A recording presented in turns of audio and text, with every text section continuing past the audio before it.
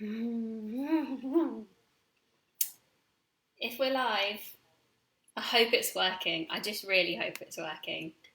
And I'm sorry for this incredible delay.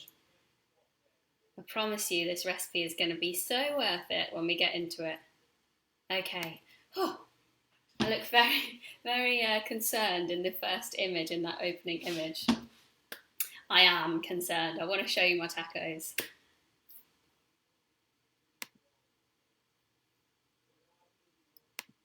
Hopefully sound is good. Let me know if you've joined. Yes! So you heard my little grumble at the start. Well, I'd rather you hear that than hear nothing. We are live. Yes. Thank you, Dave, for your help. And thank you everyone for bearing with and coming back. Welcome. Today I'm going to be showing you my Chipotle black bean tacos recipe. So I don't know if I've told you guys about what my day job was prior. Well, as of this week, it no longer is, but up until last week, my day job was working for a food company, and I was responsible for coming up with new product ideas and getting those out to market. So the company I was working for, hi Khan, hi George, hi Paul, hi Colleen, hi Justine, thank you all for coming back. Okay, so as I was saying, the company that I was working for is called Mission. So they're pretty big in the US, so those of you in the US probably see them everywhere. And they're relatively small in the UK, but in most supermarkets. So I wanted to show you a recipe with one of the products that I launched while I was working there. I decided to leave because I want to venture more into the world of chefing, and I want to be more doing things with the products rather than making the products themselves. So these are the products. These are in my freezer. They're just about defrosted. So they're little tacos. So these ones are made from wheat, but over here and in the States, much more widely in the States, you can get corn tacos. So if you want to go for a gluten-free option, just go with your corn taco. And then if you can't find any, these are sort of 11 centimetre round, so they're kind of 3 or 4 bites per taco. If you can't find them that small, then you can just grab some of the kind of mini kid-size wraps, and they'll just have a few less of those. This will probably make enough for about 6 of those mini wraps, or about 8 to 10 of the little tacos.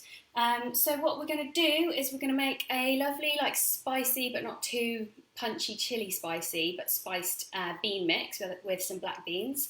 If you can't get hold of black beans, you could use kidney beans instead, or something like that. And then we're going to do a little charred corn salsa. So I've kind of split the ingredients list down the side here. You can see the first top bit is your black bean mix. Half of those spring onions are going to go down into the sweetcorn salsa. So then you can use canned or frozen sweet corn for this. Or you could use fresh if you want to just slice the kernels off some fresh cobs of corn, that would be fine too. And then, so half those spring onions are going into the salsa with the corn, so we're going to char that corn, get some nice little crispy edges onto it, and lots of smoky flavour in there with some chilli and lots of lime. And then I'm also going to show you some really cool little pickled onions. So pickled onions in the UK are more what you would associate with like the little brown round things. That you maybe put on a ploughman's platter, or I don't know, just eat out the jar at Christmas.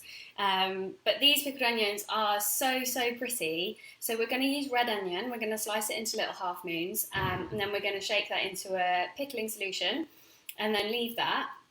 And I made some on Wednesday, I think it was, or Tuesday. And this is what you end up with.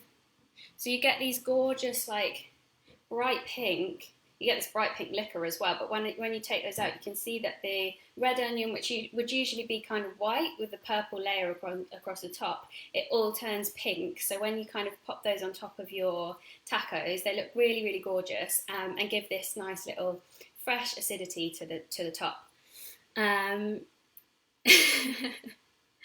Paul sounds like he could be the sound producer. I mean, great stuff. Good to know that you can all hear me.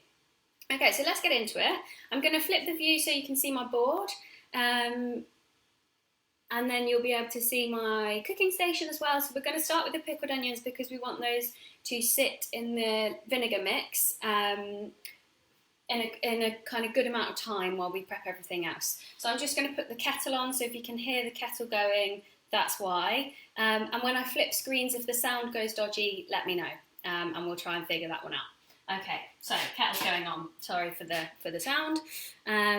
So let's cut to top-down view.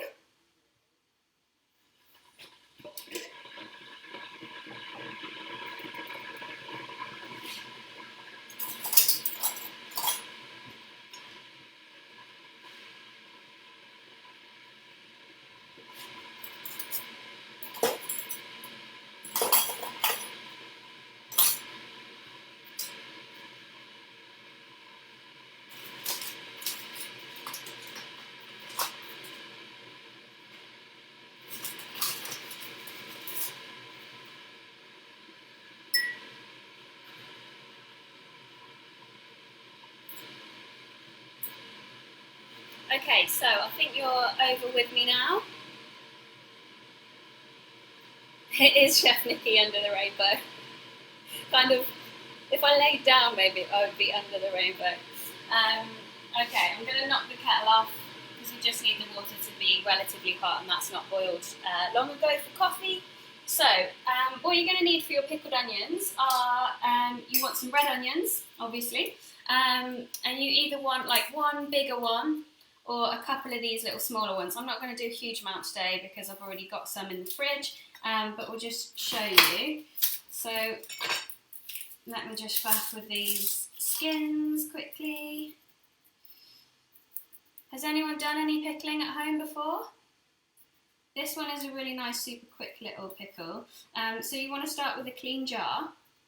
And I mean, ideally it needs to be sterilised, but because I'm going to use these relatively soon, as in like the next day or two, it doesn't matter hugely if it's sterilised. Obviously it's clean, it's been through the dishwasher, so the heat from the dishwasher will clean it and steam it to a degree. But if you want to be really super sure, if you're doing anything like making your own jams or pickles and things that you want to preserve something for a long time, to sterilise a jar, all you need to do is wash it in warm soapy water like you would if you're washing up, then rinse all the suds away, and then pop it in the oven. You want the oven at about 160 degrees Celsius, which is probably around 330 Fahrenheit, 350 maybe. So you want your oven on, pop the jar that way up onto a baking tray, and you can do a whole batch of these if you want to. And then pop it in the oven for 10 minutes, and that will then sterilise it for you. So that high temperature will kill any bacteria. Make sure that your working space for pickling is super, super clean. I'm just going to do one onion today, actually. Let's put that on there. It's super clean, and then you won't get any bacteria or moulds or anything growing in your pickle or your ferment or your jam or whatever you're preserving. Okay, so in the jar I've put 1 teaspoon of sugar and 1 teaspoon of salt, and you can use any sugar salt that you want. I've just used sea salt and caster sugar because it's what I have, but you know, you could use coconut sugar if you wanted to use that, or brown sugar, whatever really, because we're going to dissolve it, so it's just to add that bit of sweetness and sharpness. So into here what we're going to make is a 50-50 ratio of vinegar to water. So I'm going to do 3 tablespoons of boiling water. You can use cold water as well, but the boiling water helps with the pickling, helps kind of speed up the pickling process. So it will break down those onions and take away that raw acidity much, much quicker than if you were to just do it in cold water, which is good when you're kind of prepping it just as you're making the dish. So then 3 tablespoons, this is just cider vinegar. You can also use something like red wine vinegar or sherry vinegar. Obviously make sure they're vegan. That's something that tripped me up actually. I never really thought about the fact that vinegar is made, white wine vinegar or something like that, is made from the alcohol, and not always are those alcohols vegan. So we've got in this jar the vinegar, the hot water, the salt and the sugar. Just be careful because obviously the hot water is hot, but everything else is cold, so it's not too hot to touch. Then you want to screw the lid on really tightly, just give it a little shake.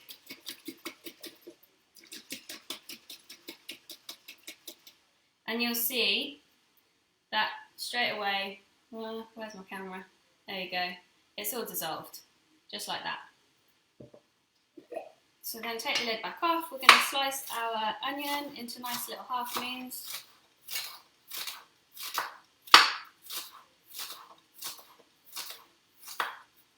Thank you, Amandine. Cute kettle. It's actually the sides of it are starting to peel off a little bit. So we just pop our onion into the liquor. And this liquor is enough to do like 1 big onion, 3 of these, maybe even more to be honest. You just want to really pack it down. And if you get to the point where you've put all your onions in and they're not covered, you can just add a splash more vinegar and a splash more water so that they're all underneath the surface of the brine. Or vinegar, it's not a brine. Okay, so then we're going to have one more, because it's very satisfying. Lid on, and a good shake. And you can see already in there that liquid has instantly turned like a pink colour. So it's going to get more and more pink as it goes on. So that's like 3 days in. So if you don't use all of what you make for your tacos today, throw the rest in a wrap on top of a salad, in like a rice bowl or with your falafel and hummus or whatever. They're really, really versatile and quite nice things to just have in the fridge. So if that's all you take away from today and you just make those, that's great news. Okay, so next up we're going to start with our beans. I'm just gonna clear my work surface down, get rid of these onion skins. So we want our spring onions. So I've got a bunch of spring onions, which sounds a bit vague in terms of a measurement, but in the UK we tend to get a bunch of about, how many have I got here? 8 spring onions, like kind of medium size. So just use your judgment. We're going to take 4 for the beans and 4 for the Sweetcorn Salsa. So with these, just taking off, I've washed these already, but just taking off that outer kind of slightly wilted layer.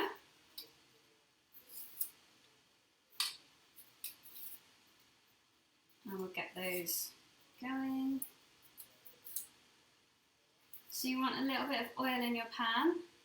Doesn't matter what kind of pan you use really. It's not a huge amount of mix and it's not particularly wet, so you can do it feasibly and quite easily in a frying pan. Then I'm just going to trim any like rough tops off, and then it doesn't need to be fancy at all here, just cut them into chunks.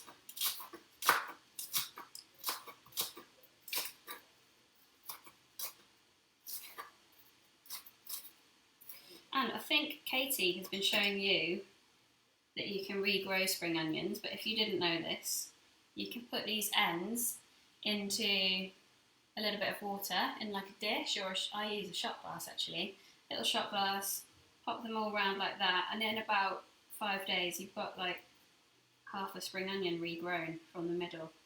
So you don't get a full spring onion back, but you know, you feel like you get a bit more for your money's worth.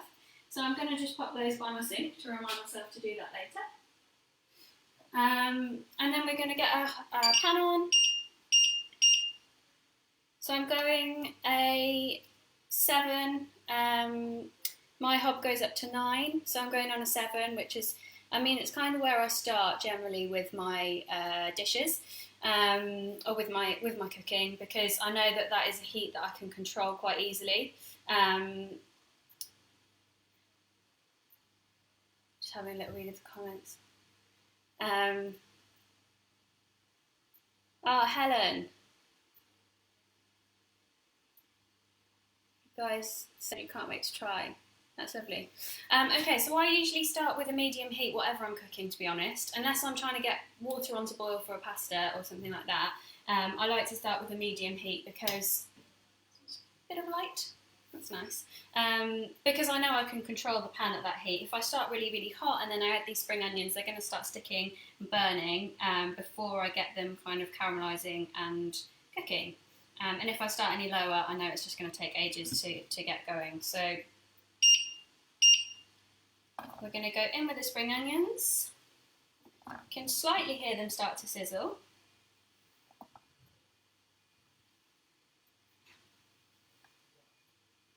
We'll just give that board a quick wipe. So I'm going to fry those off first, and then I'm going to get to my garlic, which it says on my recipe 2 cloves of garlic there. I've got some absolutely enormous ones going on here. Oh, actually this one's kind of one big one and a little mini one joined together. So I'm just going to crush these in, but I'm just going to use this one because it's much bigger than normal. There's my garlic crusher.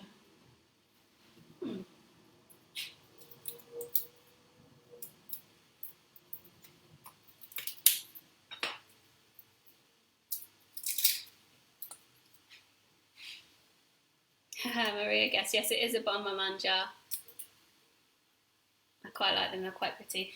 Colleen, yeah, I did put some oil in the pan as I was cutting these spring onions. It's just vegetable oil, so it's, I put about a tablespoon of sunflower oil in there, but you could use, if you've got something like a nice chili oil and you like a bit of spice, you could use a chili oil, olive oil would be fine, rapeseed oil is fine. I mean, at a push, coconut oil, but to be honest, I don't really like the flavour in something that's not like an Asian dish. So I kind of keep it for that, or for baking, or for subbing like butter when you need a hard fat. Okay. So get those going. I think it's going to be an extra long one today, guys, because we had a late start, so hope none of you have plans for 12:30. We might have a few more extra minutes. We've got a couple bits to get going. Okay, so garlic. I'm just going to chop this because I'm not sure where my garlic crusher is. You could also grate it in if you've got like a fine microplane zester or a little fine grater. But I'm just going to kick it old school with a knife.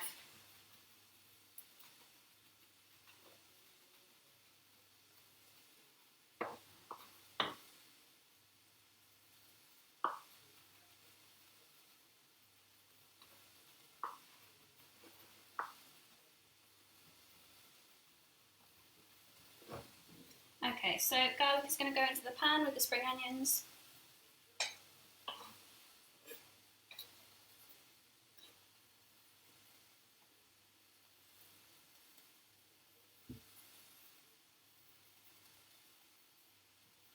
And I'm going to save that garlic clove because we don't need that much.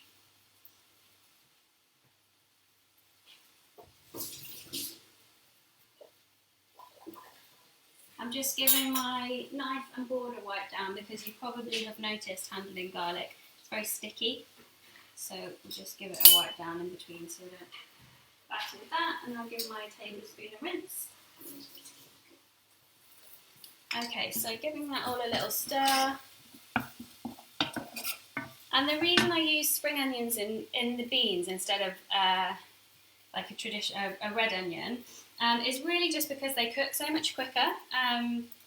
So I just really like the fact that you can turn these beans on in about 10 minutes. Unless you're trying to do it live on Facebook and you have a few technical issues. And then it might take you a few more minutes. But you can see here the beans are nice and like glossy. The spring onions, sorry, are nice and glossy. They're getting nice and bright green. We're going to get a little bit of colour on them. And we're going to let that garlic just kind of start to soften down a little bit as well. And then we're going to go in with our chipotle paste. I've also got over here some tomato puree, which is like a double concentrate tomato puree, which we get here. If you've got a kind of not concentrated tomato puree, just use a bit more of it. And then we're also going to have some ground cumin going in here, which gives it like a nice... I use it as a finishing spice here, so I kind of never really knew about finishing spices. I always used to add... I'm going to just flip the camera actually and talk to you with my face. Hi, back again. It's a bit weird talking to you when you're all up there and I can't see you, or you can't see me.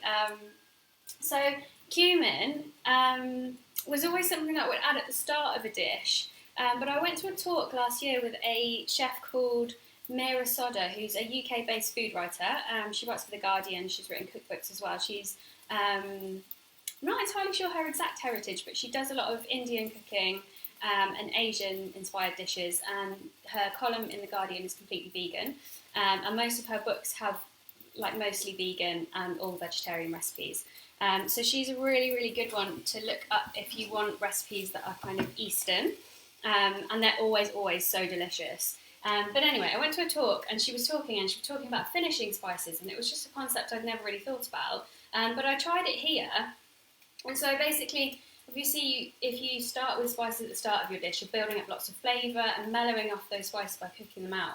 But if you add something at the end of the dish, you often get a lot more of its kind of potency. So I add ground cumin to the beans at the end of this, and it was sort of an accident because I tasted them when I was making the recipe, and I was like, not sure they're quite there, what else does it need? And I've tried now adding cumin at the start and adding cumin at the end, and I really love it adding it at the end because it kind of just gives more cumin has this kind of citrusiness to it almost, which I think it really holds if you put it in at the end. I think my camera white balance has just gone a bit funny there, it's gone all dark. I think the sun actually come out. For those of you that watched last week, you will have heard my weather forecast, which I was saying that the weather was going to be amazing in the UK for the next 10 days, and then as soon as I said that, it just turned into a horror on the forecast. It was just rain. So we've had some rain and some grey days this week, but it's the UK. Okay, I'm going to cut back to the top shot so you can see what I'm doing. So you can see my garlic started to brown, my spring onions are browning. So next up, we're going to add in our beans.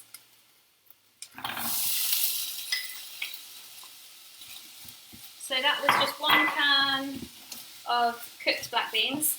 Sometimes in supermarkets over here, they come in the Tetra Pak cartons as well. So you might find them there, but they're usually with the beans and pulses in cans. You can also obviously buy them dried and cook them yourself, or as I said earlier, you can use kidney beans as a sub, or really any bean is going to work here, but I quite like all the colour contrast from using black beans. So we'll add those beans in, and then we're going to get in with our chipotle paste. So I'm just going to use half a teaspoon here because this one is quite a hot, spicy chipotle paste, but it's also got a lovely smokiness to it. So that's why I like it here, because it's kind of an ingredient that it's a compound ingredient. It's made up of different things and it's kind of made for you. But actually having it on hand, it just adds so much depth and flavour to a dish by just adding kind of half a teaspoon of something. Then next we're going to go in with a tablespoon of tomato puree.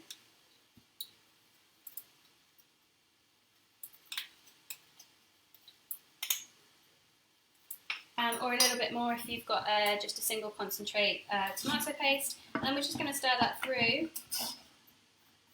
And you'll notice it's really, really thick. So quite often bean dishes will be quite kind of loose and saucy, but this one is actually kind of a drier mix, because what I really hate when you're eating tacos is when you're trying to hold it like this and you're having to slurp at either end of it to stop the sauce from dribbling all down here and kind of ending up with red streaks down to your elbows. I mean, sometimes it's fun to have messy food like that, but actually I prefer not to. So we've got that mix there. What we're going to do is just add a little bit of water. I said it wasn't going to be saucy. We're going to cook that back out again. But that's just going to allow us to simmer the beans and get them hot without really drying them and catching them on the pan. We're just going to get a kind of sticky end result. Okay, so we're going to let that simmer and just kind of keep warm through on, I don't think it's going to work on that back hob, but we're going to switch places with another pan. We'll pop that over there. Don't worry, you're not missing anything over there. And we'll pop that on the same heat over there. And then this pan, I'm going to get up to temperature. Now I said that I would start on a 7. I'm going to start a bit higher here because my goal with my sweet corn and my spring onions for this salsa is to get them nicely charred and almost blackened in places. Because you often want to create contrast in dishes. So this salsa, we're going to have sweetness from the sweet corn, we're going to have a kind of smokiness from the charring, we're going to have some heat from this chilli, not too much because you know me, if you know me by now, I'm a bit of a wimp. We've got some little juicy tomatoes which we're just going to throw in at the end. We've got our kind of oniony note from spring onions that are coming back. What else have we got? Oh, we've got our sourness from our lime. So lime here. So this is an absolutely enormous lime, so I'll probably just use half of this in here. If you've got a smaller size lime, then go for the whole lot. I'll also drop a little bit into the beans at the end when I add the cumin as well, and seasoning. So I'm just going to wait for it to kind of simmer away, and then we'll taste it and see if it needs any more salt. The beans, I think, were in salted water, so it may not really need it. So my pan's nice and hot now. I'm just going to add a little bit more oil, this isn't a particularly non-stick pan. You can see the marks on it, a little bit annoying. And then we're just going to pop our sweet corn in. So with both your beans and your sweet corn for this dish, you want to, when you drain them, you want to try and drain them as much as possible and get as much of that liquid out as you can, particularly for the salsa because you want to get that charring, and as you can kind of start to see, the water that is left on the sweet corn creates steam, which is going to stop you from getting that Maillard reaction and getting that charring. So spread the sweet corn out as flat as you can into kind of an even layer. So we want as much contact with that pan as we can get. And we want to give it a good amount of time, so a couple of minutes, and then we'll kind of shuffle it so that we get some other bits having some contact with the pan. And while we do that, we'll just get on with chopping the rest of these spring onions and our chilli.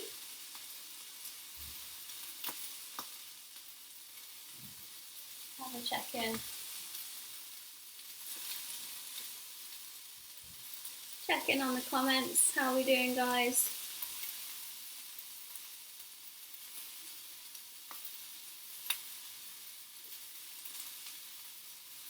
Ah, George says these videos have been the highlight of the pandemic. That's so nice to hear. I'm glad you're enjoying them. Bean jokes and taco jokes. I should be good at this, given that I work for a company that was Mexican and made tacos. We can talk about it later.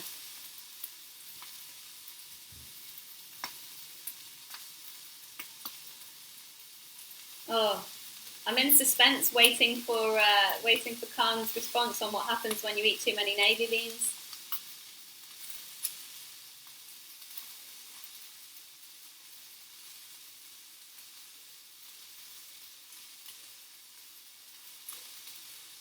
Okay, this one's ended up a little bit measly, but it's fine.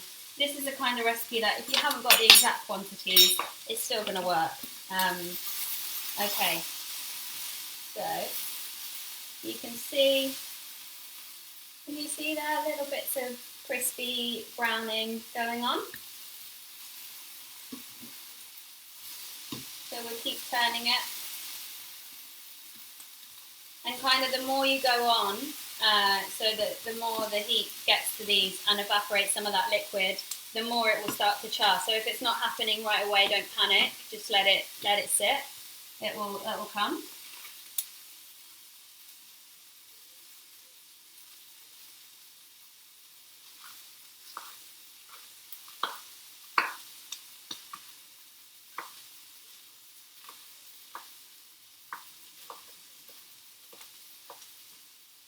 Oh, I've got a roll away tomato. find him. Bring him back.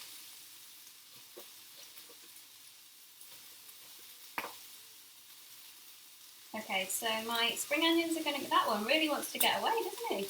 I'm going to put him in that hole there to keep him steady. Okay, so I'm going to put my spring onions in next. So I'm kind of chopping things in order that I'm going to add them, so I'm ready when the pan is. And then my chilli, I used the other half of this chilli actually for this salsa the other day.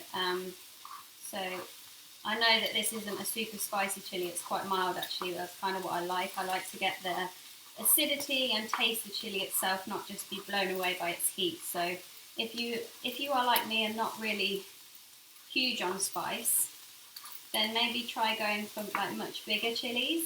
These are just kind of standard red chilies, but they were quite big ones, so they're quite mild. And when you might find that actually you do like the flavour of chili, but maybe just not too much of the heat. Have we got any big chili fans in the house?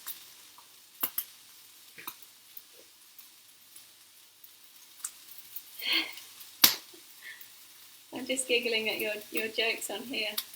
That's the difference between a garbanzo bean and a chickpea. I think if this is a joke, then I'm not sure what the response is, but I think they are actually the same thing. They're just the American word for it and the English word for it, no? Okay, so my cherry tomatoes, I'm only using a few here just to give a little pop of colour and a bit of juiciness, and they're going to go in right at the end when the pan's just hot. Okay, so corn is protesting and having a little pop, which is quite fun. Just be careful when you're doing it. But you can see we're getting lots more charring going on now, which is nice, and you can really smell it starting to kind of smell toasted as well. So now we've got a good amount of colour on there. I'm going to throw those spring onions in and the chilli in as well, so that they can get some heat before the corn is kind of completely blackened. So I want those to soften down and char a little bit as well. Okay, so while that softens, I'm just going to grab my griddle pan and show you a little trick to make your wraps look really cool. I mean, maybe you think it's really cool. I think it's cool.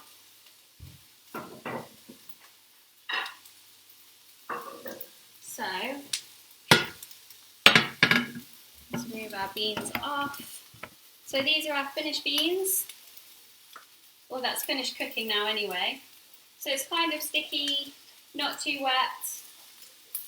And as it sits in its own heat, it will continue to dry out more. So beans are quite starchy, so they do really kind of suck up moisture. So that will continue to dry out a little bit. We're going to add our cumin now. And I'm going to have a little taste. So 1 teaspoon of ground cumin. I'm going to have a little taste as well and see if it needs any salt.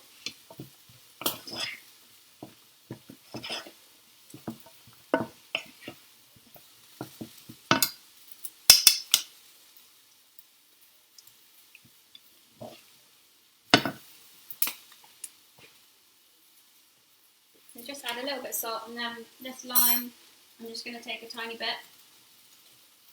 So this won't even be like really a teaspoon, it's just a tiny little squeeze of lime into that bean mix.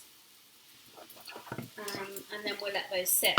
So our griddle pan at the back, I'm going to turn that on, work it up to full heat. If you don't have a griddle pan, you can just use a dry frying pan. Let's just make sure they're all on the right bits. Okay.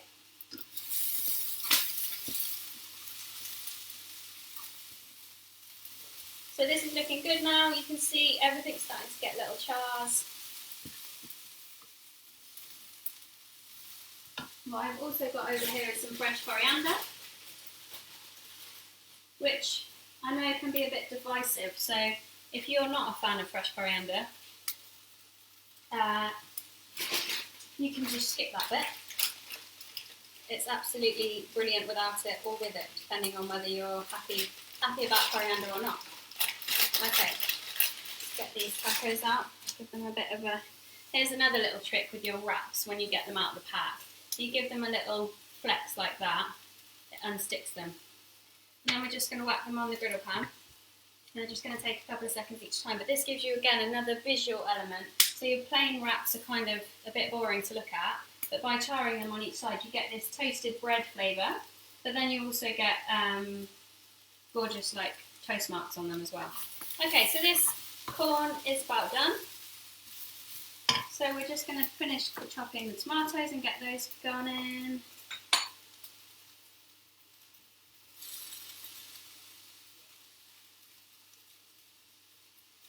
Oh, my mum's just joined. Hi, Mum.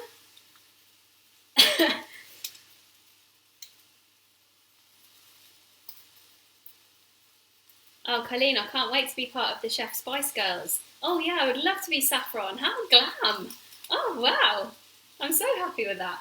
Okay, these tortillas are only going to take a couple of seconds each side. It really doesn't matter if you go a little bit too far on them.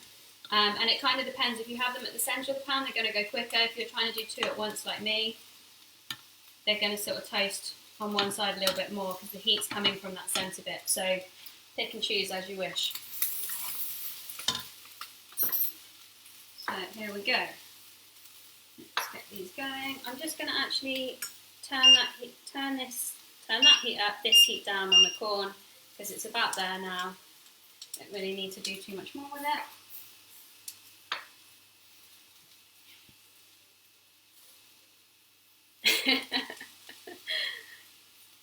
These herbs and spices jokes, guys, you're really getting me.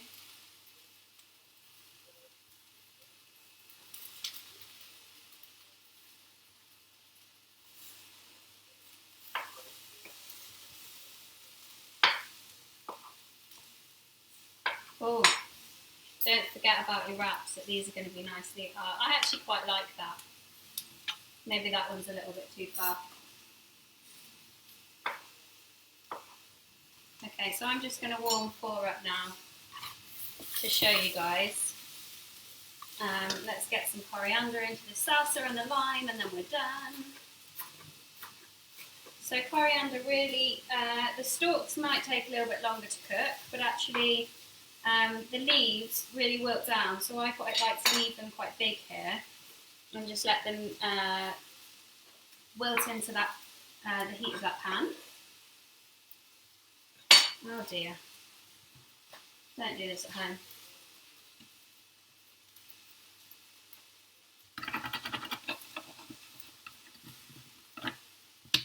This is what happens when you try and do too many things at once. Okay. So the salsa is going to come off the heat now. Let's just move that over there. I'm going to bring these closer to me so I remember what I'm doing.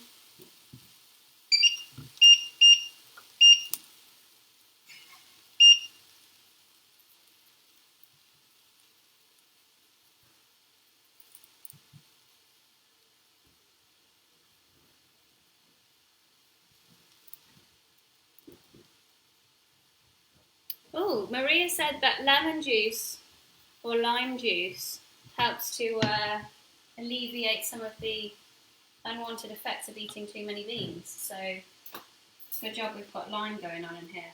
Right, I'm just going to clean up my board here so I can show you the assembly. Right, I think we've done enough. We've done enough griddling now. So we've got 3 tacos here. I'll do the rest in a bit. Okay. You guys can see where we're at. Okay, just moving all these pans out of the way. So, first up, I'm going to go in with my beans. I have got on the ingredients list, guys, here, at the end, some unsweetened soy yogurt, which, if anyone likes pre-vegan, liked having like sour cream in your burrito or something like that as a kind of cooling element, I like to have a bit of yogurt on hand to kind of dollop around as a bit of an extra sauce on the end, but it's totally optional. So we're just going to spoon a little bit of the beans on first, like this.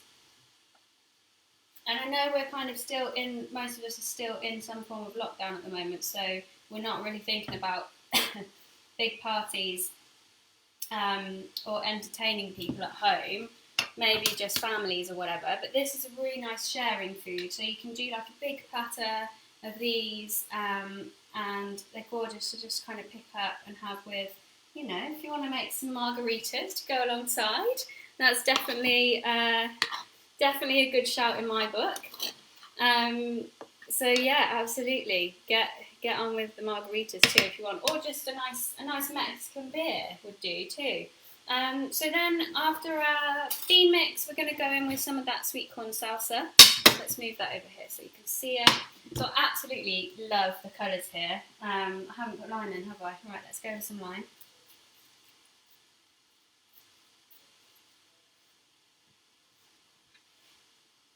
And just give that a quick mix. So you can see that as soon as you add the lime juice, you actually create this kind of liquor which deglazes the pan for you. So I think I mentioned deglazing last week, and I'm sure Dave's probably mentioned it as well, but deglazing is when you add any kind of liquid to a pan that you've been sauteing veggies in, or you know, something else, whatever you've been sauteing, and it kind of pulls away any of that caramelisation that's kind of stuck to the pan, so it means that you get that flavour back, essentially.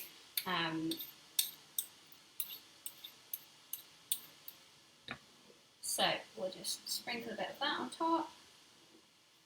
And I actually don't mind this being kind of messy when I'm plating it up like this. Like, I quite like the bits of corn falling off around because it's quite fun to fight over those bits with whoever you're sharing this with. And it looks kind of cool. And then let's come back to our pickled onions. So these are the ones that I made at the start of the show. So they're looking pretty good and they're ready to go now. And these are the ones you can see they're just a little bit more plump. They've soaked up a bit more of that liquid and gone like much more pink. So I'll get both out and show you them both. And both are fine to eat. This one is just going to be a bit more kind of crunchy and acidic. Not acidic, more kind of, you get a bit more of that raw bite of an onion if you use them at this stage. Like I said, you can prep these ahead and you can keep them in the fridge for quite a good amount of time. Probably like 5 to 6 days. And then these ones, I'll hold up the board so you can see a bit closer. But yeah, you kind of got a slightly different visual because the pre-prepped ones are like much more pink, but both look good to be honest. Right, and then let's just get some yogurt.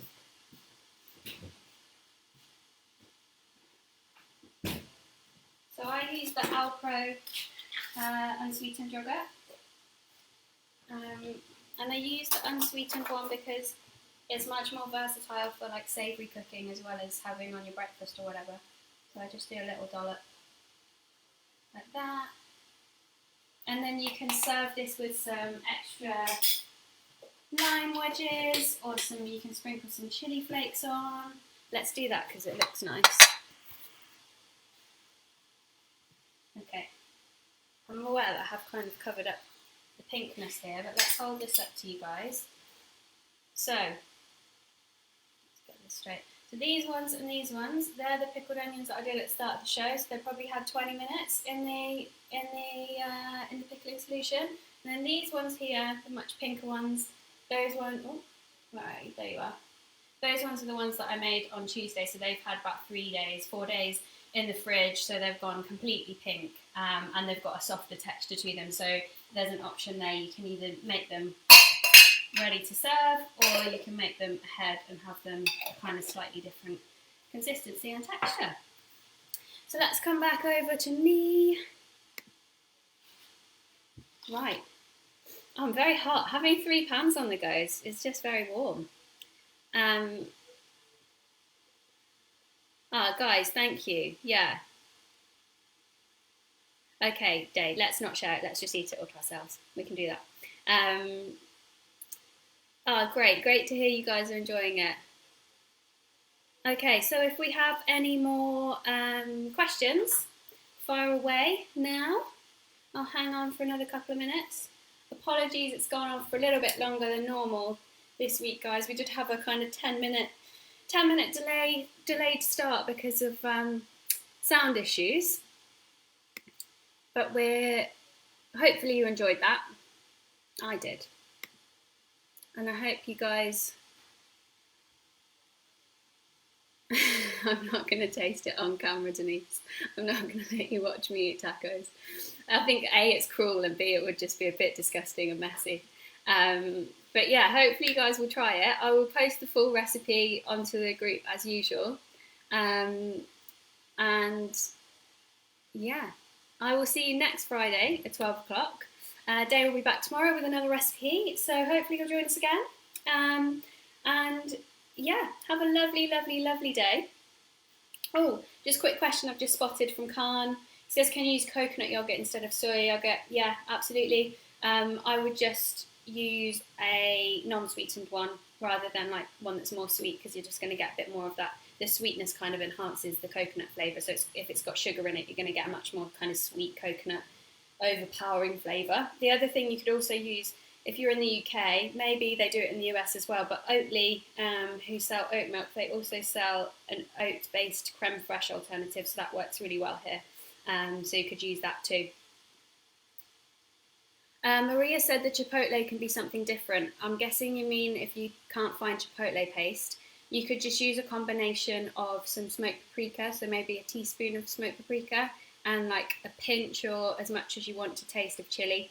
So that will give you the smokiness and the heat that you would get. It's not going to give you the same depth of flavour, but it still gives you enough flavour for it to be a really good dish. So you can definitely do that. All right, thanks guys. Have a wonderful, wonderful day and a lovely weekend. Day will be back tomorrow, and I'll be back next week. Thank you guys. Bye.